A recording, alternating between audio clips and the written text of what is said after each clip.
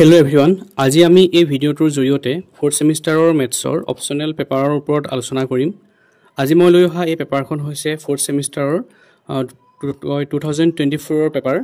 যিখন আমাৰ ৰিভাইজ কাৰিকুলামৰ ওপৰত বেছ কৰি হৈছিল। এতিয়া আহক আমি ইয়াৰ প্ৰশ্নবিলাক চাওঁ। আমাৰ 1 নম্বৰত 10টা প্ৰশ্ন আছে আৰু 10টাৰে উত্তৰ লিখিব লাগিব আৰু প্ৰতিটো প্ৰশ্নৰ কাৰণে 1 নম্বৰকে আছে। গতিকে আপোনালোকে যেতিয়া উত্তৰ কৰিব তেতিয়া চাব যে সেই নম্বৰ কিমান আছে তাৰ ওপৰত বেছ কৰি আপোনালোকৰ আনসাৰবিলাক দিবলৈ চেষ্টা কৰিব। ঠিক আছে, এটা প্ৰথম প্ৰশ্নটোলৈ আহো। ইয়াত আছে what is the smallest whole number, আটাইতকৈ সৰু পূৰ্ণ সংখ্যাটো সুধিছে। আমি জানো যে নেচাৰেল নাম্বাৰৰ লগত যদি 0 এটা প্লাছ হৈ যায় বা একেলগ হয় তেতিয়া আমাৰ সেইবিলাককে হোল নাম্বাৰ বুলি কয়। 0 1 2 3 4 তাৰপিছত ইনফিনিটিলৈকে যিখিনি নম্বৰ আছে সেইখিনিকে আমি হোল নাম্বাৰ বুলি কওঁ। আৰু গতিকে এই ক্ষেত্ৰত ক'বলৈ গ'লে একেবাৰে সৰু নাম্বাৰটো হৈছে 0, গতিকে আটাইতকৈ সৰু পূৰ্ণ সংখ্যাটো হৈছে 0 বা 0। আমাৰ ইয়াৰ পিছৰ প্ৰশ্নটো আছে which one among 0, -2 and -1 is the biggest integer। গতিকে ক'বলৈ গ'লে আমাক অখণ্ড সংখ্যা সুধিছে আৰু আটাইতকৈ ডাঙৰটো সুধিছে। এই যি তিনিটা নম্বৰ দিটো আছে 0, 0, -2, -1, এইটাৰ ভিতৰত সুধিছে আটাইতকৈ ডাঙৰ কোনটো। গতিকে যিহেতু -2, -1 নিগেটিভে হয়, গতিকে ইয়াত আমাৰ আটাইতকৈ ডাঙৰ অখণ্ড সংখ্যাটো হ'ব 0। 1 চিট আছে, তলৰ চানিকিটো মন কৰা আৰু শূন্যস্থানত শুদ্ধ উত্তৰটো লিখা। এটা নাম্বাৰ সিৰিজ এটা দিয়া হৈছে আৰু নাম্বাৰ সিৰিজটোৰ যিটো আমাৰ 5 নম্বৰ টাৰ্ম আছে সেই 5 নম্বৰত কি বহিব বা খালী ঠাইডোখৰত কি বহিব আমাক সেইটো সুধিছে। আমি যদি নাম্বাৰবিলাক চাওঁ 7, 14, 21, 28, তাৰ নেক্সটটো কি হয় যদি চাবলৈ যাওঁ আমি দেখিছোঁৱে যে 7 আছে, 7 × 7, 7 × 2 = 14, 7 × 3 = 21, গতিকে 7ৰ মাল্টিপুল হয় এইখিনি। গতিকে যিহেতু 7ৰ গুণিতকৰ কথা সুধিছে, গতিকে আমাৰ 5 নম্বৰত বাকী থাকিলে কি 7 4 × 28 হ'ল, 7 5 × 7 5 × 35, গতিকে ইয়াৰ উত্তৰটো হ'ব 35। 1 ডিত আছে -5xy² ৰাশিটোৰ xৰ সহগ কিমান হ'ব, কোফিচিয়েণ্ট অফ x সুধিছে আৰু এক্সপ্ৰেশ্যনটো দি থোৱা আছে -5xy²। গতিকে যিহেতু xৰ সুধিছে গতিকে ইয়াত আমাৰ উত্তৰটো হ'ব -5y²। যদি আমাক ধৰক বেলেগৰ সোধে তেতিয়া আমি তেনেকৈ ধৰণে সেইটো বাদ দি পিনি বাকীকেইটা লিখিব লাগিব। তাৰপাছত আছে 1ৰ e2 y³ হোল² মান কিমান, ইয়াৰ মান কিমান সুধিছে। গতিকে আমি জানোৱেই 3 আৰু 2 3 × 6, গতিকে y⁶ হ'ব ইয়াৰ আনচাৰটো। F2ত আছে আমাৰ 2x - 23y + 5z বীজগাণিতিক ৰাশিটোৰ নাম কি, name of the algebraic expression 2x - 23y + 5z। যিটো ইয়াত 3টা টাৰ্ম আছে গতিকে এইটো আমাৰ হ'ব ট্ৰাইনমিয়েল। যদি আমাৰ দুটা থাকিলেহেঁতেন 2x - 23y বুলি অকল, তেতিয়া আমাৰ এইটো হ'লহেঁতেন বাইনমিয়েল। যদি অকল এটা থাকিলহেঁতেন তাক আমি ক'লোহেঁতেন মনোনমিয়েল বুলি। ঠিক আছে, ইয়াৰ যিটো আছে if 5 is added to with the 3 times of a number the resulting number became -20, write the algebraic expression for it। আমি algebraic যিটো এক্সপ্ৰেছন হ'ব তাৰ লিখিব লাগে। যিকোনো এটা সংখ্যা ল'ব কৈছে, সেই সংখ্যাটোৰ 3 গুণৰ লগত যদি 5 যোগ কৰোঁ তেনেহ'লে আমি -20 পাম। গতিকে ধৰি লৈছোঁ আমাৰ সংখ্যাটো হৈছে x, গতিকে 3 গুণ কৰিব কৈছে 23x হ'ব, তাৰ লগত যোগ কৰিব কৈছে 5, 23x + 5 আৰু সেইটো কৰিলে আমি কিমান পাম -20। গতিকে 23x + 5 = -20। আমাৰ সেই এক্সপ্ৰেশ্যনটো হ'ব সেইটোৱে। তাৰপৰা আমাৰ দিছে যে এইচটো give an example of manipulative material, হস্তচালিত সামগ্ৰী এটা উদাহৰণ দিয়া। প্ৰথম কথা হৈছে যে হস্তচালিত সামগ্ৰী বা মেনিপুলেটিভ মেটেৰিয়েল মানে কি আমি তাক জানিব লাগিব। এতিয়া ধৰক গণিতৰ ক্ষেত্ৰত আমি ক'বলৈ গ'লে যিবিলাক সামগ্ৰী ব্যৱহাৰ হাতে আমি হেণ্ডেল কৰিব পাৰোঁ বা যিবিলাক হাতে ব্যৱহাৰ কৰি পিনি বেলেগ কিবা এটা কাম কৰিব পাৰি, বেলেগ এটা শ্বেপ দিব পাৰি বা কিবা কেলকুলেশ্যনত সহায় কৰে বা এনেকুৱা ধৰণৰ কিবা কিবি কৰিব পাৰি, তেনেকুৱা ধৰণৰবিলাককে আমি মেনিপুলেটিভ মেটেৰিয়েল বোলো, হস্তচালিত। গতিকে গম পাইছে হাতখন ব্যৱহাৰ কৰি পিনি মানে এনেকৈ ধৰণৰ সামগ্ৰীটো ব্যৱহাৰ কৰি পিনি কিবা এটা উলিয়াবলৈ বা কিবা এটা প্ৰব্লেম ছল্ভ কৰিবলৈ ব্যৱহাৰ কৰা বস্তু হ'ব লাগিব। গতিকে সেই ক্ষেত্ৰত আমি আৰু যিকোনো এটা উদাহৰণ দিব কৈছে। গতিকে আমি জিঅ' বৰ্ড চিনি পাওঁ, জিঅ' বৰ্ডৰ কথা ক'ব পাৰোঁ। 10 গ্ৰাম আপোনালোকে পাইছে, 10 গ্ৰামৰ ওপৰত 10 গ্ৰাম লিখিব পাৰোঁ বা পেটাৰ্ণ কিছুমানৰ ব্লকছ কিছুমান থাকে, সেই পেটাৰ্ণ ব্লকছৰ বিষয়ে ক'ব পাৰোঁ। নাইবা আমি ক'বলৈ গ'লে নাম্বাৰ লাইন কিছুমান থাকে, সেই নাম্বাৰ লাইনবিলাক কৰি পিনি কাউণ্টিঙত কাৰণ শিকাব পাৰোঁ। গতিকে এনেকৈ ধৰণে আপোনালোকে যিকোনো ধৰণৰ এটা উদাহৰণ ইয়াত দিব পাৰে। ইয়াৰ পাছৰটো হৈছে হৰেণে এটা দেৱাল ঘড়ী 120 টকাত কিনি 180 টকাত বিক্ৰী কৰিলে, তেওঁৰ লাভ নে ক্ষতি হ'ব। If Haren sells a wall clock for ₹180 after buying it for ₹120, then he will be gainer or loser। তেওঁতে লাভ হ'ব নে লোকচান হ'ব এতিয়া প্ৰথমতে আপোনালোকে মন কৰিব এইটো অংক বুলিয়ে নহয় এনেকুৱা যদি অংকবিলাক আহে লাভ আৰু লোকচান যদি সোধে লাভ আৰু লোকচানৰ যদি আমি হিচাপ উলিয়াবলগীয়া হয় তেতিয়া আমি প্ৰথমে আমি মেইনলি গুৰুত্ব দিয়া বস্তুটো হৈছে কষ্ট প্ৰাইচ বা কিনা দামৰ ওপৰত বেছ কৰি পিনি আমি লাভ লোকচান উলিয়াওঁ গতিকে ইয়াত 120 টকাত কিনি আনিছে ঠিক আছে 120 টকাত কিনি আনি পিনি তেওঁলোকে বিকিছে 180 টকাত গতিকে 120 আৰু 180 কিনা দাম 120 বিকা দাম 180 গতিকে তেওঁলোকৰ ইয়াত বিকা দামটো যেহেতু বেছি গতিকে ইয়াত তেওঁলোকৰ লাভ হৈছে আপোনালোকে সুধিব পাৰে যে কিমান লাভ হ'ল তেওঁ উলিয়াই দি দিব আৰু যদি আমাৰ 120 টকাত কিনি আনি যদি তেওঁলোকে বিকিলে 100 টকাত তেতিয়া কি হ'লতেন কিনা দামতকৈ বেচা দামটো ডাঙৰ হৈ গ'লতেন বেচা দামটো সৰু হ'লতেন কিনা দাম ডাঙৰ হ'লতেন তেতিয়া আমাৰ ইয়াত তেওঁৰ লোকচান হ'লতেন বা তেওঁৰ ক্ষতি হ'লতেন গতিকে আপোনালোকে লাভ লোকচানৰ কথা যদি কিবা আহে তেতিয়া সদায় মন কৰিব ইয়াত সদায় বেচা দাম আৰু কিনা দাম যদি ধৰক দুটা দিয়া থাকিলেও আমাক মেইনলি আমি তাৰ মানে গুৰুত্ব দিব লগা বস্তুটো হৈছে কিনা দাম কষ্ট প্ৰাইচ গতিকে কষ্ট প্ৰাইচৰ মানে কষ্ট কিমান আছিল তাৰ ওপৰত বেছ কৰি পিনি আমি লাভটো বা লোকচানটো উলিয়াম ইয়াৰ পিছত যেটো হৈছে ৰেহাই মূল্য কিনা দাম নে বেচা দামৰ ওপৰত হিচাপ কৰা হয় ৰেহাই মূল্য সুধিছে ডিসকাউন্টটো কিনা দামৰ ওপৰত নে বেচা দামৰ ওপৰত হিচাপ কৰা হয় সুধিছে এটা কথাটো হৈছে প্ৰশ্নটো অকমান খেলিমেলিকে ধৰণে আছে ইয়াত সেলিং প্ৰাইচ আৰু কষ্ট প্ৰাইচ কিনা দাম আৰু বেচা দাম বুলি যদি ক'ব যাওঁ সাধাৰণতে ৰেহাই মূল্যটো নিৰ্ভৰ কৰে সেই যে মাৰ্কেট প্ৰাইচটা থাকে সেই মাৰ্কেট প্ৰাইচটো ওপৰতে হয় মানে যেটো আমাৰ প্ৰিন্টেড প্ৰাইচ থাকে গতিকে ইয়াত প্ৰশ্নটোত মানে ধৰক আমাৰ ৰেহাই মূল্য ধৰক কষ্ট প্ৰাইচ আৰু সেলিং প্ৰাইচতকে হেতু ওপৰত সোৱাতকে আমাৰ মেইনলি হ'ব লাগিছিল মাৰ্কেট প্ৰাইচ বুলি থকাহেঁতেনে উত্তৰটো বেছি শুদ্ধ হ'লতেন গতিকে যদি কিবা এটা বস্তু ডিসকাউন্ট দিয়ে আমি ডিসকাউন্ট ক'ৰ পৰা পাওঁ মেইন যেটো দাম লিখা আছে বা যেটো দাম নিৰ্ধাৰণ কৰা হৈছে তাৰ ওপৰতে ডিসকাউন্ট দিব বস্তুটোৰ দাম লিখা আছে তেওঁৰ যিমানতে নিকিনক কিয় বা তেওঁ পিছত যিমানত বিকিছে আমি হেতু বিকা দাম বুলি ক'ম কিন্তু তেওঁ ধৰক পেকেটটো লিখি থোৱা আছে 100 টকা লিখা পাছত তাত যদি ডিসকাউন্টটো দিয়ে 10% ডিসকাউন্ট আমি কি হ'ব ক্যালকুলেট কৰিম তাত যেটো দাম লিখা আছে তাৰ ওপৰত কৰিম গতিকে তেওঁ 100 টকা 10% মানে কি তা 10 টকা পালে গতিকে তেওঁ কিমানত বিকিছে 90 টকাত বিকিছে গতিকে ধৰিছো বস্তু কিনিছিল 50 টকাত কিনি পি তেওঁ তাত ষ্টিকাৰটো লগাই থোৱা আছে 100 টকাত বিক্ৰী কৰা হ'ব বুলি তাৰ আকৌ 10% ডিসকাউন্ট দিছে ডিসকাউন্ট দি পি তেওঁলোকে 90 টকাত বিকিছে গতিকে ইয়াত ক'বলৈ গ'লে কিনা দাম হ'ল 50 টকা বিকা দাম হ'ল 90 টকা আৰু মাৰ্কেট প্ৰাইচ যেটো আছিল এমআৰপি টো হেতুৱে হৈছে আপোনাৰ 100 টকা আৰু এই যে 10% টো দিছে হেতু আমাক যেটো ৰেহাই মূল্য আছে হেতু আমাক কিহৰ ওপৰত দিছে এই ধৰক মাৰ্কেট প্ৰাইচটোৰ ওপৰত দিছে যেটো আমাৰ লিখি থোৱা আছে এমআৰপি গতিকে এই প্ৰশ্নটোৰ কাৰণে আমাৰ সাধাৰণতে মাৰ্কেট প্ৰাইচটো মানে মেনচন থকাতেন বেছি ভাল আছিল গতিকে সাধাৰণতে ৰেহাই মূল্য সদায় মাৰ্কেট প্ৰাইচটোৰ ওপৰতহে নিৰ্ভৰ কৰে হয়তো এটো টাইপ কৰোতে বা এনেকে ধৰণে বা কিবা খেলিমেলি হ'ব পাৰে ঠিক আছে গতিকে 1ৰ আমাৰ এই 10টা প্ৰশ্নই আছিল ঠিক আছে ইয়াৰ পিছৰত আছে 2 নম্বৰখিনি সমুহকৈ উত্তৰ দিয়া ইয়াত 6টা প্ৰশ্ন দিছে আৰু নম্বৰ দিছে 2 মাৰ্ককে টোটাল 12 নম্বৰ আছে প্ৰথম প্ৰশ্নটো হৈছে যে write in short what do you mean by creative thinking in mathematics গণিতত ক্ৰিয়েটিভ থিংকিং বুলি ক'লে আমি কি বুজো তাৰ বিষয়ে সুধিছে এতিয়াবা চিন্তা সৃজনীমূলক চিন্তা বিষয়ে সুধিছে এটা ক্ৰিয়েটিভ থিংকিং মানে কি হৈছে যে ধৰক কিবা এটা বস্তু আছে ধৰক কিবা প্ৰশ্নটোৰ উত্তৰ আমি সিধাকে আমি উলিয়াব পাৰো তাৰ বাহিৰেও যদি আমি নিজৰ চিন্তা শক্তি ব্যৱহাৰ কৰি নতুন যদি কিবা ৰাস্তা উলিয়াব পাৰো বা সদায় ব্যৱহাৰ কৰি থকা নিয়মটো ব্যৱহাৰ নকৰি আমি যদি নতুন কিছুমান মাল্টিপল সলিউশন যদি উলিয়াব পাৰো বা আমাৰ ধৰক ক্ৰিয়েটিভ থিংকিং বুলি আমি এটো বুজিছো যে ধৰক ability to think new unique original or imaginative way মানে ধৰক ইমাজিন কৰি পিনি এটা নতুন ৱে এটা যদি বিচাৰিব পাৰো এটা যদি আমি ব্যৱহাৰ কৰি থকাটোৰ বাহিৰে যদি আমি অল্টাৰনেটিভ ৱে এটা বিচাৰিব পাৰো হেতুকে কোৱা হয় ক্ৰিয়েটিভ থিংকিং এটা গণিতৰ ক্ষেত্ৰত ক'বলৈ গ'লে ধৰক গণিতৰ যিবিলাক সমস্যা থাকে সেই সমস্যাবিলাক সমাধান কৰিবলৈ সময়ত বা ক'ব পাৰি যে ধৰক গণিতৰ যিকোনো এটা সমস্যা সমাধান কৰিবলৈ হলে আমি যেটো ট্ৰেডিশনালি সাধাৰণতে ব্যৱহাৰ কৰি থকা এটা ৱে আছে হেতুৰ বাদ দি আমি যদি তাক যদি নিজৰ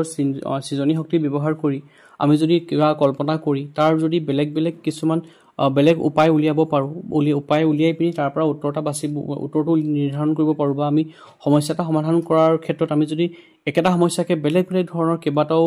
পথ ব্যৱহাৰ কৰি বা বেলেগ ৱে ব্যৱহাৰ কৰি সমাধান কৰিব পাৰো হেতুকে গণিতৰ ক্ষেত্ৰত ক্ৰিয়েটিভ থিংকিং বুলি কোৱা হৈছে মানে এটা ক'বলৈ গ'লে ধৰক গণিতৰ ক্ষেত্ৰত ক্ৰিয়েটিভ থিংকিং বুলি ক'লে আমি এটোই বুজিম যে গণিতৰ বিভিন্ন ধৰণৰ সমস্যাবিলাক সমাধান কৰিবৰ কাৰণে যদি নতুন ৱে কিছুমান বা প্যাটাৰ্ন কিছুমান ব্যৱহাৰ কৰা হয় বা ক'ব পাৰি যে নেকে যে it is the ability to look problems in a new style finding alternative solution ideas make new connection ধৰক using more than one method এইখিনিকে সেইখিনিকে কোৱা হ'ব গণিতৰ ক্ৰিয়েটিভ থিংকিং বুলি বা সেই এবিলিটিটোকে কোৱা হয় ক্ৰিয়েটিভ থিংকিং বুলি আৰু এই ক্ৰিয়েটিভ থিংকিংৰ এবিলিটি টোৱে আমাক কি ধৰণে সহায় কৰিব গণিতত সেয়া চাবলৈ হ'লে ক'বলৈ গ'লে ধৰক সমস্যা এটা আছে সেই সমস্যাটো আমি কেনেধৰণে বেলেগ বেলেগ ধৰণৰ ৰাস্তাদি উলিয়াব পাৰিম আমাক সেইবিলাক ক্ষেত্ৰত সহায় কৰিব আমাৰ যিবিলাক মনত সমস্যা এটা সমাধান কৰাৰ উপায় আমাৰ যোগ্যতা থাকিব সেই যোগ্যতা বা এবিলিটিৰ প্ৰব্লেম সলভিং এবিলিটিবিলাক বৃদ্ধি কৰাব আমাৰ মনত ইনোভেটিভ আইডিয়া কিছুমানৰ সৃষ্টি কৰিব আমাৰ কল্পনাৰ শক্তিৰ কেপাচিটিটো বিল্ড কৰিব মানুহৰ কনফিডেন্স বিল্ড কৰিব কাৰণ ধৰক বেলেগে এনেকুৱা হয় ন যে বেলেগে কৰাৰ বাহিৰে মই ইহঁতি চবেই কৰা নিচিনা কৰা নাই মই বেলেগ এটা নতুন ধৰণে কৰিছোঁ বা মই এইটো অংককে এই তিনিটা ধৰণে মানে সলভ কৰিব পাৰিছোঁ গতিকে সেই কনফিডেন্স বিল্ড হ'ব তেওঁলোকক এনকাৰেজ কৰিব যে আমি ভাল আৰু কিবা কৰিব পাৰিম ঠিক আছে গতিকে সেই ক্ষেত্ৰত ক'বলৈ গ'লে গণিতৰ ক্ষেত্ৰত ক্ৰিয়েটিভ থিংকিঙে আমাৰ প্ৰব্লেম সলভিং এবিলিটি বঢ়াব ইনোভেটিভ আইডিয়াবিলাকৰ ডেভেলপ কৰাব ইমাজিনেশ্যন কেপাচিটি বঢ়াব কনফিডেন্স বিল্ড আপ কৰিব এনকাৰেজ কৰিব গতিকে এইখিনি আমি গণিতৰ ক্ষেত্ৰত ক'ব পাৰোঁ আৰু চাবলৈ গ'লে ইয়াত আমি এটা উদাহৰণো দিব পাৰোঁ উদাহৰণৰ ক্ষেত্ৰত ক'বলৈ গ'লে ধৰক চিম্পল উদাহৰণ কিছুমান আপোনালোকে ইয়াত উল্লেখ কৰিব পাৰে এটা ধৰক আপোনাৰ ধৰক 25/16 আছে বোলে ইয়াত 25ৰ লগত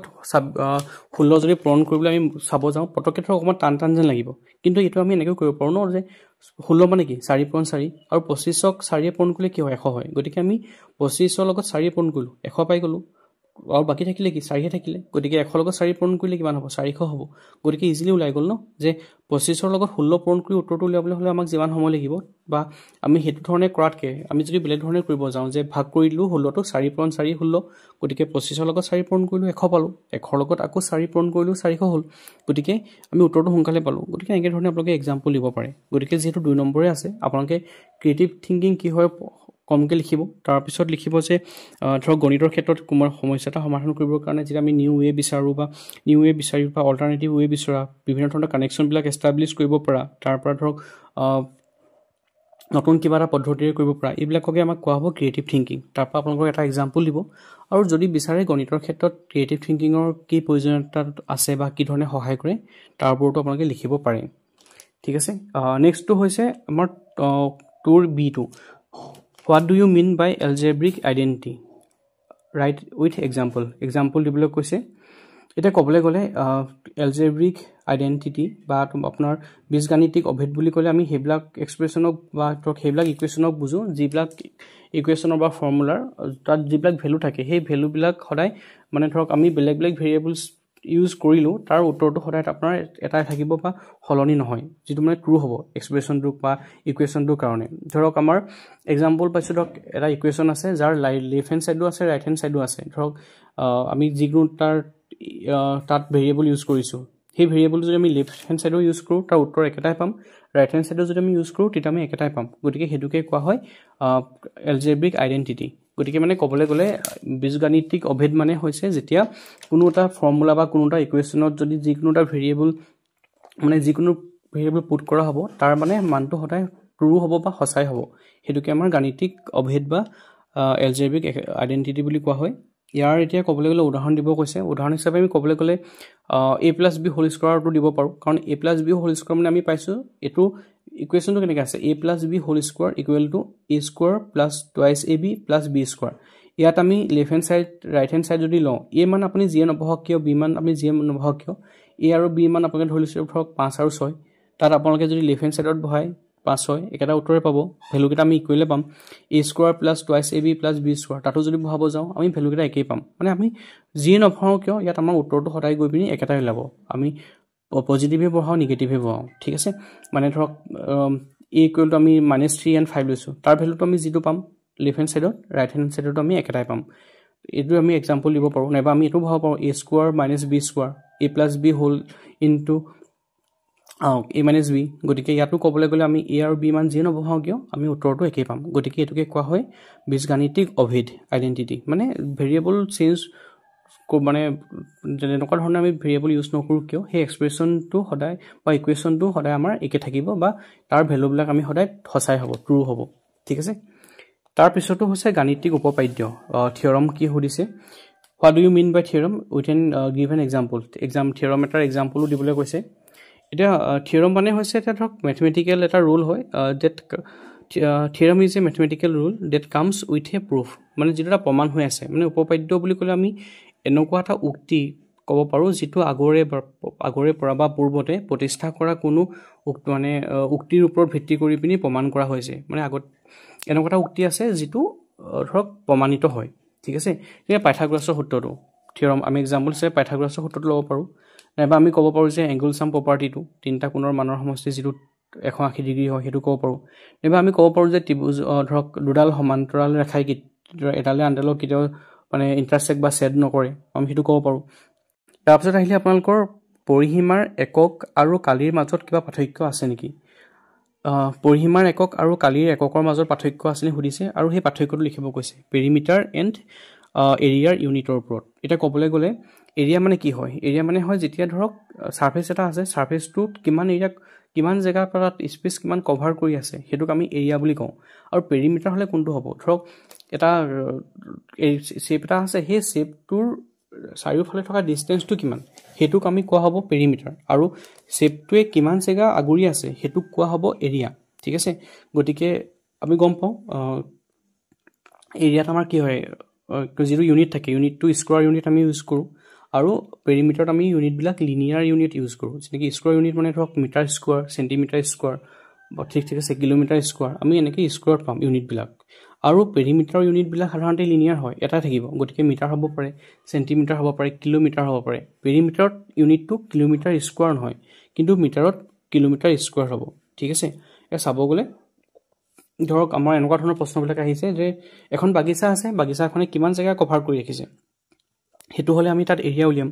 বাগিচাখনৰ চাৰিওফালে বলে বাউণ্ডাৰী দিব লাগে ডিসটেন্সটো লাগিব ন তেতিয়া আমি তাৰ কাৰণে পেৰিমিটাৰ উলিয়াম ক'বলৈ গ'লে ইউনিটৰ ক্ষেত্ৰত ডিফাৰেন্সটো হেতুৱে যে এটা আপোনাৰ স্কয়াৰ ইউনিট হ'ব এটা লিনিয়াৰ ইউনিট হ'ব এটা আমি এক্সপ্ৰেছ কৰোঁ মিটাৰ স্কয়াৰ কিলোমিটাৰ স্কয়াৰ হিচাপে আৰু এটা আমি এক্সপ্ৰেছ কৰোঁ মিটাৰ বা চেণ্টিমিটাৰ কিলোমিটাৰ হেনেকে ধৰণে তাৰ পিছৰ প্ৰশ্নটো হৈছে দুটা সংখ্যাৰ পূৰণফল 12 হলে সংখ্যা দুটা কি হ'ব if the product of two numbers is 12 what will be the numbers ঠিক আছে দুটা নাম্বাৰ প্ৰডাক্ট কি দিয়া আছে 12 দিয়া আছে ধৰিছো আমি নাম্বাৰ কেটা a আৰু b পূৰণ কৰিলে আমি 12 পাম গতিকে যেহেতু 12 চাবলৈ গ'লে আমি 1 আৰু 12 পূৰণ কৰিলে 12 পাম 3 আৰু 4 পূৰণ কৰিলে 12 পাম 2 আৰু 6 পূৰণ কৰিলে 12 পাম গতিকে আপোনালোকে গোটেই তিনিটাই লিখিব লাগিব প্ৰথমতে ধৰি ল'ব যে a আৰু b গতিকে a ভ্যালু যদি 1 হয় b ভ্যালু 12 হ'ব তেনেকৈ ধৰণে কৈ তাৰ প্ৰডাক্ট আমি 12 পাম গতিকে আপোনালোকে গোটেই তিনিটা পেয়াৰ লিখিব যে 1 আৰু 12 হ'ব পাৰে 2 আৰু 6 হ'ব পাৰে 3 আৰু 4 হ'ব পাৰে গোটেইকেইটা লিখিব লাগিব যেহেতু ইয়াত আমাক নিৰ্দিষ্টকৈ আৰু দি থোৱা নাই ঠিক আছে গতিকে সংখ্যাকেইটা কি সুধিছে গতিকে 12 পাব পৰা আমাৰ তিনিটা পেয়াৰ আছে গোটেই তিনিটা পেয়াৰ হ'ব পাৰে ইয়াৰ পাছৰটো প্ৰশ্ন হৈছে মান নিৰূপণ বুলোতে কি বুজা পঞ্চম শ্ৰেণীৰ গণিতৰ যিকোনো এটা শিকনীয় দিশৰ ওপৰত এটা মুক্ত অন্তৰৰ প্ৰশ্ন লিখা এতিয়া ক'বলৈ গ'লে আমি মান নিৰূপণ বুলি ক'লে এটোই বুজো যে ধৰক এটা মান নিৰূপণ কি হৈছে মান নিৰূপণ হৈছে এটা প্ৰক্ৰিয়া যাৰ যোগেদি ষ্টুডেন্টবিলাকৰ পৰা কিছুমান তথ্য সংগ্ৰহ কৰা হয় আৰু যিবিলাক ব্যৱহাৰ কৰি পিনি ষ্টুডেন্টে কিমান কি শিকিছে কেনেকৈ শিকিছে কিমান কি শিকিছে ধৰক তেওঁলোকৰ কি সমস্যা আছে সেইবিলাক আমি উলিয়াব পাৰোঁ সেই গতিকে বা সমস্যাবিলাক সমাধান কৰিবৰ কাৰণে আমি তথ্য সংগ্ৰহ কৰিছোঁ সেই তথ্য সংগ্ৰহ কৰাৰ উপায়খিনিকে মান নিৰূপণ বা এছেছমেন্ট বুলি কোৱা হয় এছেছমেন্ট আৰু ইভালুৱেশ্যন আমি দুটা পাইছোঁ ইভালুৱেশ্যন এটা ক'বলৈ গ'লে ধৰক এটা এণ্ড প্ৰডাক্ট হয় আৰু এছেছমেন্ট এটা অনগোয়িং প্ৰচেছ হয় গতিকে এছেছমেন্টত আমি কি কৰিছোঁ ধৰক ছাত্ৰ ছাত্ৰীসকলৰ কিমান কি তেওঁলোকে শিকিব পাৰিছে আপুনি ব্যৱহাৰ কৰা সামগ্ৰী টিএলএমটোৱে কিমান কামত আহিছে কিমান সহায়কাৰী তেওঁলোকৰ কাৰণে হৈছে সেই যে অনগোয়িং প্ৰচেছটোত আমি কিছুমান ইনফৰমেশ্যন ব্যৱহাৰ মানে কালেক্ট কৰিম আৰু সেই ইনফৰমেশ্যনবিলাক কালেক্ট কৰি পিনি সেইখিনি এনালাইচিছ কৰি ইণ্টাৰপ্ৰিটেট কৰি পিনি আমি চাম যে ছাত্ৰ ছাত্ৰীসকলৰ মানে ধৰক সবলতা কি হৈ আছে বা ধৰক কিমানখিনি তেওঁলোকে শিকিব পাৰিছে কিমানখিনি তেওঁলোকৰ থাকি গৈছে ইম্প্ৰুভমেণ্টৰ কোন দিশত প্ৰয়োজন আছে এইখিনি চাবৰ কাৰণে আমি যি ধৰক প্ৰক্ৰিয়া এটা কৰোঁ বা যি কি ধৰক আমি তথ্য সংগ্ৰহ কৰোঁ সেইখিনি কৰি পিনি যেনেকৈ এনালাইচিছ কৰোঁ এই গোটেই প্ৰক্ৰিয়াটোকে এছেছমেণ্ট বুলি কোৱা হয় ঠিক আছে গতিকে ক'বলৈ গ'লে ধৰক এছেছমেণ্ট এটা প্ৰচেছ হয় য'ত মানে কালেক্টিং থাকিব ইণ্টাৰপ্ৰিটেটিং থাকিব ইভালুৱেটিং থাকিব য'ত মানে আমি ইনফৰমেশ্যন কিছুমান এনেকৈ কালেক্ট কৰি পিনি ইভালুৱেট কৰি পিনি কিছুমান ধৰক আইডিয়া পাম যিবিলাকৰ যোগেদি ষ্টুডেণ্টবিলাকে লাৰ্ণাৰবিলাকে কিমান নলেজ কিমান স্কিল তেওঁলোকে লাভ কৰিব পাৰিছে বা কোনখিনি তেওঁলোকৰ ইম্প্ৰুভমেণ্টৰ প্ৰয়োজন আছে সেই বস্তুবিলাক আমি গম পাব পাৰোঁ গতিকে সেইটোকে কোৱা হয় মান নিৰূপণ এতিয়া পঞ্চম শ্ৰেণীৰ গণিতৰ এটা অপেন এণ্ডেড প্ৰশ্নৰ বিষয়ে সুধিছে এটা অপেন এণ্ডেড প্ৰশ্ন মানে হৈছে যে যিবিলাক প্ৰশ্নৰ উত্তৰবিলাক সাধাৰণতে হয় বা হয় নহয় বা এনেকৈ এটা টাইপৰ নহয় যিবিলাকৰ মানে অলপমান সাবজেক্টিভ টাইপৰ উত্তৰবিলাক হ'ব পাৰে নাইবা আমি ক'ব পাৰোঁ যে যিবিলাকৰ ধৰক গণিতৰ ক্ষেত্ৰত আমি ক'ব পাৰোঁ যিবিলাকৰ উত্তৰবিলাক আমি বেলেগ বেলেগ ধৰণে উলিয়াব পাৰোঁ বেলেগ বেলেগ ধৰণৰ উত্তৰ ওলাব পাৰে এতিয়া যেনেকৈ আমি আগৰ প্ৰশ্নটো পাইছিলোঁ যে আমাক যদি সুধিলেহেঁতেন যে দুটা সংখ্যাৰ পূৰণফল 12 ঠিক আছে এটা সংখ্যা যদি 3 হয় ইটো সংখ্যা কি আপোনালোকে ডাইৰেক্ট ক'লেহেঁতেন 3 4 গুণ 12 গতিকে ইটো সংখ্যা 4 হ'ল ঠিক আছে ইয়াত এটাই উত্তৰ হ'ব বেলেগ হ'ব নোৱাৰে কিন্তু ইয়াত যেহেতু আপোনালোকক কৈছিল যে পূৰণফল 12 বুলি দি থোৱা আছে সংখ্যাকেইটা কি হৈছে সংখ্যাকেইটা কোনোবাই অকল y আৰু 12 বুলি যদি কয় সেইটো শুদ্ধ হ'ব কোনোবাই হয়তো 3 আৰু 4 কৰে সেইটো শুদ্ধ হ'ব কোনোবাই হয়তো 1 12 3 4 2 6 গোটেইকেইটাই ক'ব পাৰে সেইটো হ'ব এতিয়া চাওক সেকেন্ড কণ্ডিশ্যনটো কি হৈছে মানে বস্তুখিনি একেটা উত্তৰ উলিওৱাকে বা একেটা প্ৰশ্নৰে বেলেগ বেলেগ ধৰণৰ সমাধান হৈ আছে ন গতিকে সেইবিলাকক কোৱা হ'ব মুক্ত অন্তৰ বা যিবিলাকত আমাৰ ধৰক ক'বলৈ গ'লে আমি এটাতকৈ বেছি অল্টাৰনেটিভ ৱে ইউজ কৰি পিনি বা এনেকৈ ধৰণে কৰি পিনি এটা উত্তৰ উলিয়াব পাৰোঁ সেইবিলাকক কোৱা হ'ব অপেন এণ্ডেড কুৱেশ্যন আৰু ক্লোজ এণ্ডেড হ'ব যিবিলাকৰ মানে নিৰ্দিষ্ট হৈ যাবগৈ এতিয়া চাবলৈ গ'লে আমি গণিতৰ ক্ষেত্ৰত এনেকৈ ধৰণে ক'ব পাৰোঁ আপোনালোকক বেলেগ এটা উদাহৰণ দি পিনে বুজাব বিচাৰিছোঁ যে ধৰক ভাৰত স্বাধীন কেতিয়া হৈছিলে এটা নিৰ্দিষ্ট উত্তৰ হ'ব ন যে ইমান চনত ঠিক আছে গতিকে তাৰ কাৰণে আপুনি বেলেগ কথা ভাবিব নালাগে নিৰ্দিষ্ট উত্তৰটো আহি যাব চনটো কিন্তু একেটা বস্তুকে আপোনালোকে যদি সুধে যে ভাৰত স্বাধীন হোৱাৰ সময়ত যে কাৰ মানে আমাৰ যিসকল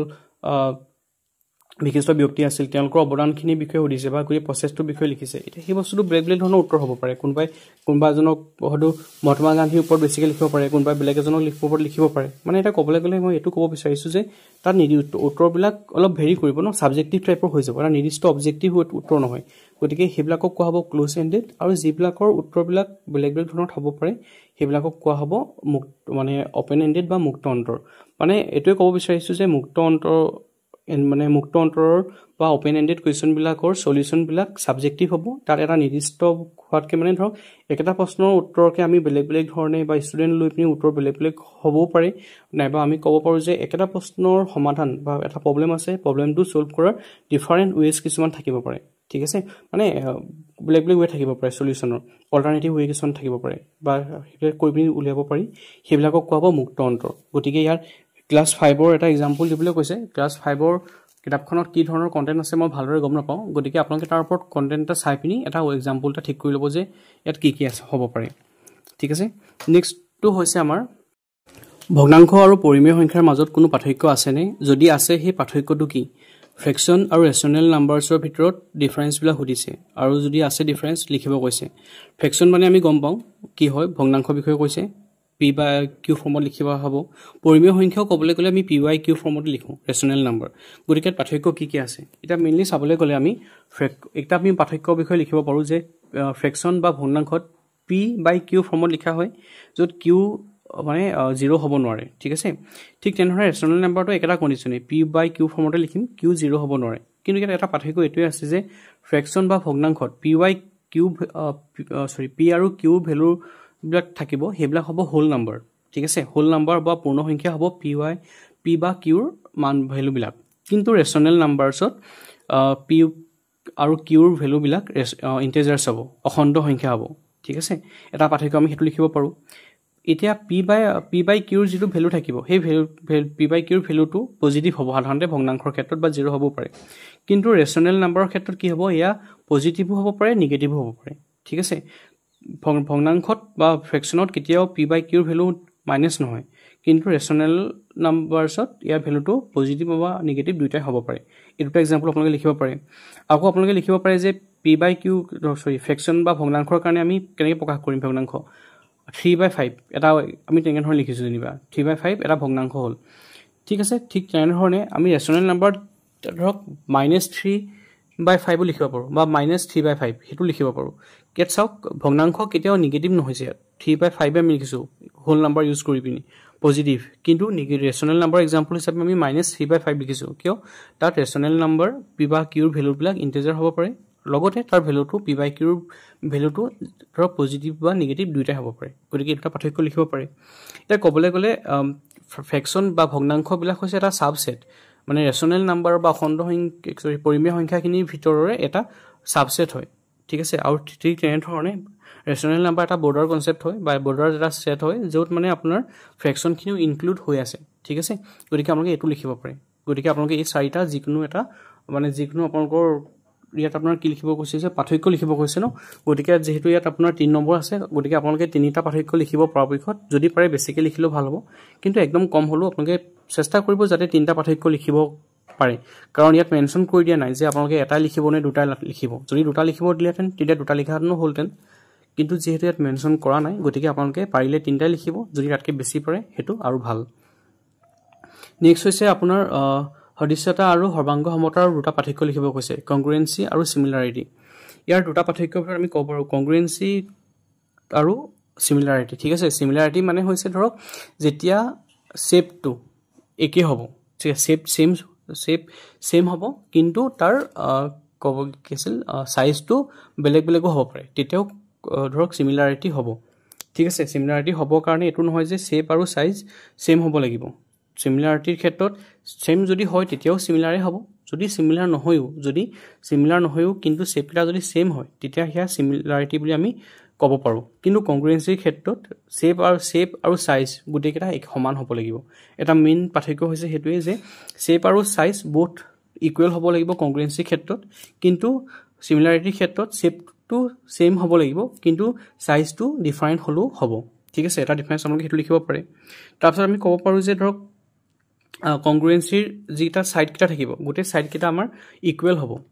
ঠিক আছে মানে এইটো ত্ৰিভুজ আৰু সেইটো ত্ৰিভুজ আছে তাৰ সাইডকেইটা ইকুৱেল হ'ব পাৰে মানে যদি সাইডটো ইকুৱেলো নহয় তেতিয়া ধৰক যিবিলাক আমাৰ কণ্ডিশ্যন দি থোৱা আছে যে বাহু এনেকুৱা কিছুমান কণ্ডিশ্যন যে আছে সেই কণ্ডিশ্যনবিলাক চাই পিনি আমাৰ কংগ্ৰুৱেঞ্চিটো আমি সেই সৰ্বাংগ সমতাৰ যদি সূত্ৰত পৰিছে তেতিয়া আমি এনেকৈ উলিয়াব পাৰিম কিন্তু সিমিলাৰিটিৰ ক্ষেত্ৰত এই সাইডবিলাক প্ৰপৰ্চনেল হ'লেও হ'ব ঠিক আছে এটাত সাইডবিলাক ইকুৱেল হ'ব পাৰে এটাত সাইডবিলাক প্ৰপৰ্চনেল হ'ব সিমিলাৰিটিত প্ৰপৰ্চনেল হ'লেও চলিব কিন্তু কংগ্ৰুৱেঞ্চিৰ ক্ষেত্ৰত সাইডবিলাক ইকুৱেল হ'ব লাগিব কংগ্ৰুৱেঞ্চিৰ যিটা শেপ থাকিব মানে দুটাত কংগ্ৰুৱেণ্ট আছেতো ইটোৰ লগত সিটো মানে যদি আমি ওপৰত দি দিওঁ তেতিয়া মানে ইটোৱে সিটোক এটাই আনটোক অভাৰলেপ কৰিব কিন্তু সিমিলাৰিটিৰ ক্ষেত্ৰত সেই অভাৰলেপ কৰিবও পাৰে নকৰিব পাৰে কাৰণ শেপটো যিহেতু সেম সাইজটো কিন্তু ডিফাৰেণ্ট হ'ব পাৰে গতিকে সাইজটো যদি ডিফাৰেণ্ট হয় হয়তো এটা ডাঙৰ হ'ব পাৰে এটা সৰু হ'ব পাৰে গতিকে সেইটো অভাৰলেপ নকৰিব পাৰে কিন্তু কংগ্ৰুৱেঞ্চিৰ ক্ষেত্ৰত সেই শেপবিলাকে ইটোৱে সিটোক মানে অভাৰলেপ কৰিব ঠিক আছে গতিকে এইকেইটা আপোনালোকে ইয়াৰ পাৰ্থক্য লিখিব পাৰে তাৰপিছত আহিলে গণিত শিক্ষণ প্ৰক্ৰিয়াত পাঠ্যপুথিৰ ভূমিকা সম্পৰ্কে আলোচনা কৰা discuss the roll of text book in teaching learning process of mathematics গণিতৰ ক্ষেত্ৰত টিচিং লাৰ্ণিং প্ৰচেছত টেক্সট বুকখনে কেনেকৈ সহায় কৰিব পাৰে তাৰ ওপৰত লিখিব কৈছে আপোনালোকে যিমান পাৰে পইণ্ট ইনক্লুড কৰিব এতিয়া ধৰক পইণ্টবিলাক এনেকুৱা ধৰণৰ হ'ব পাৰে যে টেক্সট বুকখনে আমাক এটা ষ্ট্ৰাকচাৰ এটা প্ৰভাইড কৰে ন যে ধৰক সাধাৰণতে টেক্সট বুকবিলাকত কি হয় সাধাৰণতে চিম্পল কনচেপ্টবিলাক প্ৰথমতে থাকে তাৰপৰা লাহে লাহে গৈ পিনি কমপ্লেক্সবিলাক আহে ক'বলৈ গ'লে তাত ইজিবিলাক প্ৰথমে থাকিব তাৰপৰা গৈ পিনি তাৰ হাৰ্ডবিলাক পিছলৈ আহিব গতিকে মানে আমাক এটা ষ্ট্ৰাকচাৰ এটা দি দিয়ে আমি সেইটো ক'ব পাৰোঁ তাৰ লগতে আমি এইটো ক'ব পাৰোঁ যে ইয়াত ষ্টুডেণ্টৰ কনচেপ্ট বিল্ড কৰিবৰ কাৰণে সহায় কৰিব ধৰক বিভিন্ন ধৰণৰ ষ্টুডেণ্ট থাকিব পাৰে এতিয়া ধৰক যিটো আমাৰ ডিফাৰেঞ্চিয়েটেড লাৰ্ণিং বুলি আমি পাইছোঁ ন এটা এতিয়া সেই ক্ষেত্ৰত ক'বলৈ গ'লে ধৰক আমাৰ যিবিলাক লাৰ্ণাৰ আছে সকলোবিলাক লাৰ্ণাৰ এবিলিটিবিলাক বেলেগ বেলেগ হ'ব পাৰে কিন্তু যদি সেই বস্তুখিনি চিম্পলৰ পৰা কমপ্লেক্স কেনেকৈ এটা পাৰ্টিকুলাৰ ষ্ট্ৰাকচাৰ এটাত বনাই দিয়ে তেতিয়া মানে কি হয় সকলোৰে শিকিবৰ কাৰণে তাত সুবিধা হ'ব গতিকে সেইটো ক্ষেত্ৰত সহায় কৰিব তাৰপিছত ক'বলৈ গ'লে যিখন টেক্সট বুক থাকে টেক্সট বুকখনে যিখন আমাৰ কেৰিকুলাম থাকিব কেৰিকুলামখনৰ লগত এলাইনড হৈ থাকিবৰ কাৰণে সহায় কৰে ঠিক আছে কি টেক্সট বুকখন যেতিয়া বনোৱা হ'ব তেতিয়া কেৰিকুলামখনৰ ওপৰত বেছ কৰি বনোৱা হ'ব গতিকে সেই টেক্সট বুকখনে কেৰিকুলামখনৰ যিখিনি টপিক থাকে সেই টপিকবিলাক ইনক্লুড কৰি ৰাখিব গতিকে আমি যিটো আমাৰ কেৰিকুলাম আছিল সেই কেৰিকুলামটোৰ লগত এলাইন হৈ থকাৰ ক্ষেত্ৰত আমাক টেক্সট বুকখনে সহায় কৰিব পাৰে ইয়াৰ উপৰিও টেক্সট বুকখনে আমাক ৰেফাৰেঞ্চ বুক হিচাপে সহায় কৰিব পাৰে ধৰক বিষয়টো শিকিব লাগে আপুনি ধৰক পূৰণ অংক শিকিব লাগে টেক্সট বুকখনে আমাক দেখাই দিব যে আপুনি কোনখিনি ধৰণৰ পূৰণ অংক শিকিব লাগে ঠিক আছে সেই গতিকে আমাক তেনেকৈ ধৰণে দিছে নাইবা আমি এইটো ক'ব পাৰোঁ আৰু এটা পইণ্ট হিচাপে ধৰক বিভিন্ন ধৰণৰ যিবিলাক ধৰক থাকে প্ৰেক্টিছ কৰিবৰ কাৰণে প্ৰেক্টিছৰ ক্ষেত্ৰত সহায় কৰিব এক্সাৰচাইজ কিছুমান থাকিব টেক্সট বুকখনত গতিকে সেই এক্সাৰচাইজখিনি আপোনাক প্ৰেক্টিছ কৰিবৰ কাৰণে এই টেক্সট বুকখনে আমাক সহায় কৰিব পাৰে ইয়াৰ উপৰিও ক'ব পাৰোঁ যে যিহেতু টেক্সট বুকখন এটা চিম্পল সকলোৱে বুজি পোৱা ষ্টুডেণ্টৰ ওপৰত চাই পিনি ধৰক এটা নিৰ্দিষ্ট এটা ষ্টেণ্ডাৰ্ড লেংগুৱেজত বা সেনেকৈ ধৰণে বনোৱা হয় গতিকে ষ্টুডেণ্টৰ ছেল্ফ লাৰ্ণিঙৰ ক্ষেত্ৰতো এখন টেক্সট বুকে সহায় কৰিব পাৰে গতিকে আমি সেইটো লিখিব পাৰোঁ টিচাৰৰ ক্ষেত্ৰতো ক'ব পাৰোঁ যে টিচাৰৰ ক্ষেত্ৰত টাইম ছেভিঙো হ'ব পাৰে কাৰণ টেক্সট বুকখনে আমাক টিচাৰক ৱেটো দেখাই দিব ন কোনখিনি পঢ়াব লাগে কোনখিনি কি কৰিব লাগে গতিকে টাইম ছেভিং হিচাপে হ'ব পাৰে ইয়াৰ উপৰি টেক্সটবুকখনে আমাক ধৰক আপোনাৰ যিখিনি আমাৰ ৰিয়েল লাইফ প্ৰব্লেম আছে সেই ৰিয়েল লাইফ মানে আমাৰ ডে টু ডে প্ৰব্লেমখিনিৰ লগত ইণ্টিগ্ৰেট হোৱাৰ ক্ষেত্ৰত মানে integration with real life problems আমাৰ যিখিনি ডে টু ডে লাইফ আছে সেইখিনি প্ৰব্লেমবিলাক তাত যদি আমাক ইনক্লুড কৰা হয় গতিকে সেই টেক্সটবুকখনৰ জৰিয়তে ডে টু ডে লাইফৰ সমস্যাবিলাক সমাধান কৰিবৰ কাৰণেও ধৰক কিছুমান এবিলিটি বা মানে আমাৰ প্ৰেক্টিছবিলাক হৈ যাব আমি সেইটো লিখিব পাৰোঁ এছেছমেণ্টৰ কাৰণেও টেক্সটবুকখনে আমাক প্ৰিপেৰেশ্যন কৰাত সহায় কৰে গতিকে আপোনালোকে এই পইণ্টখিনি লিখিব পাৰে যে ধৰক ষ্ট্ৰাকচাৰ প্ৰভাইড কৰিব তাৰপৰা কয় আপোনাৰ ধৰক different type of learning ability থকা ষ্টুডেণ্টখিনিৰ কাৰণে সহায় কৰিব কাৰিকুলামখনৰ লগত এলাইন হৈ থকাত সহায় কৰিব ৰেফাৰেঞ্চ বুক হিচাপে সহায় কৰিব প্ৰেক্টিছ কৰিবৰ কাৰণে সহায় কৰিব ছেল্ফ লাৰ্ণিঙৰ কাৰণে সহায় কৰিব টাইম ছেভিং হ'ব টিচাৰৰ কাৰণে ৰিয়েল লাইফ প্ৰব্লেমৰ লগত ইণ্টিগ্ৰেটেড হৈ থাকিব এছেছমেণ্টত সহায় কৰিব এই গোটেইখিনি বস্তু আপোনালোকে ইয়াত লিখিব পাৰে ইয়াৰ পিছৰটো হৈছে তথ্য সংগ্ৰহ কৰা ইয়াত আপোনালোকক কিছুমান তথ্য দি থোৱা আছে আৰু সেইখিনি পাই চাৰ্টৰ সৈতে বা বৃত্তচিত্ৰৰ সৈতে সেইখিনি প্ৰকাশ কৰিব কৈছে এতিয়া তথ্য সংগ্ৰহ কৰা বা ধৰক ডাটা কালেকশ্যন মানে কি ডাটা কালেকশ্যন মানে হৈছে এটা process of gathering information or fact that are relevant to a particular study, research or analysis. গতিকে ক'বলৈ গ'লে আমি তথ্য সংগ্ৰহ বুলি ক'লে আমি এইটোৱে বুজোঁ যাৰ যোগেদি মানে এটা প্ৰক্ৰিয়া হয় যাৰ যোগেদি কিছুমান তথ্য কিছুমান বা কিছুমান ইনফৰমেশ্যন আমি কিছুমান কালেক্ট কৰোঁ বা ফেক্ট কিছুমান কালেক্ট কৰোঁ যিবিলাক ধৰক কোনো এটা ষ্টাডিৰ কাৰণে বা কোনো এটা ৰিচাৰ্চ কৰিবৰ কাৰণে বা কিবা এটা ধৰক বিশ্লেষণ বা কৰিবৰ কাৰণে এনালিচিছ কৰিবৰ কাৰণে যিখিনি আমাৰ উপযোগী হ'ব বা যাৰ লগত সেইখিনি সম্বন্ধ আছে গতিকে তথ্য সংগ্ৰহৰ যোগেদি আমি মানে ধৰক ডাটা কালেকশ্যনটো আমি এই বুলি ক'ব পাৰোঁ যে এটা process of collecting information or fact ঠিক আছে which are relevant to particular study or research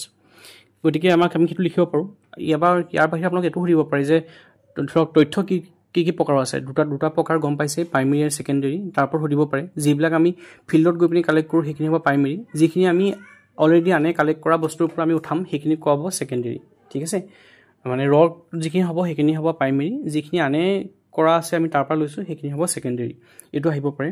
এটা কথা হ'ল পাই চাৰ্টখন কেনেকৈ ধৰণে আপোনালোকে আঁকিব গম পাইছে চাগে পাই চাৰ্টৰ কাৰণে আমি কি কৰিব লাগে প্ৰথমতে গোটেই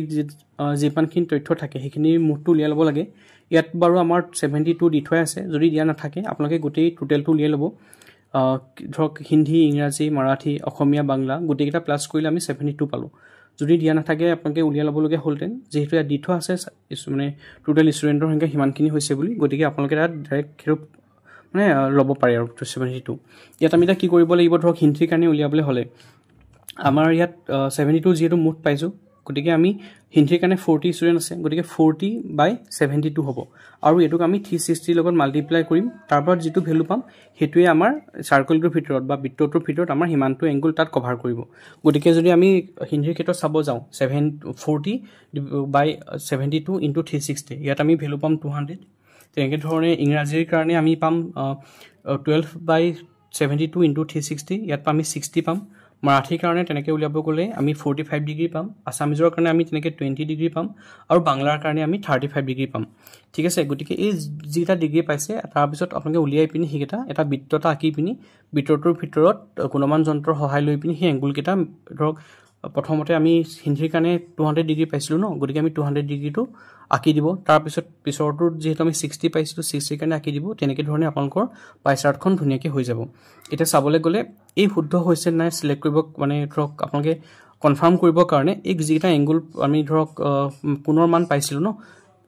সেইকেইটা আমি যোগ কৰি দিলে হৈ গ'ল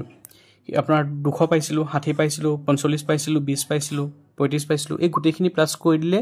যদি আমাৰ উত্তৰটো 360 ডিগ্ৰী হয় আমি গম পাওঁ এই ভিতৰটোৰ ভিতৰৰ গোটেই মানটো কিমান হৈছে 360 ডিগ্ৰী হয় গতিকে যদি আমি 360 পাওঁ তেতিয়া আমাৰ উত্তৰটো শুদ্ধ হৈছে আপোনালোকে তেনেধৰণে আঁকি পিনি ধুনীয়াকৈ উলিয়াই দিব গতিকে সেইটো কৰি দিলে আমাৰ উত্তৰটো হৈ মানে পাই চাৰ্টখন কমপ্লিট হৈ যাবগৈ ঠিক আছে গতিকে এইটো 2024ৰ কুৱেশ্যন পেপাৰখনৰ থুলমূলকৈ ডিছকাশ্যন এয়াই আছিলে গতিকে আশা কৰোঁ আপোনালোকৰ সহায় হ'ব আৰু কাইলৈ যিটো আপোনালোকৰ পৰীক্ষা আছে গতিকে পৰীক্ষা ভাল হ'ব বুলি আশা কৰিছোঁ বেষ্ট উইচেছ থাকিল থেংক ইউ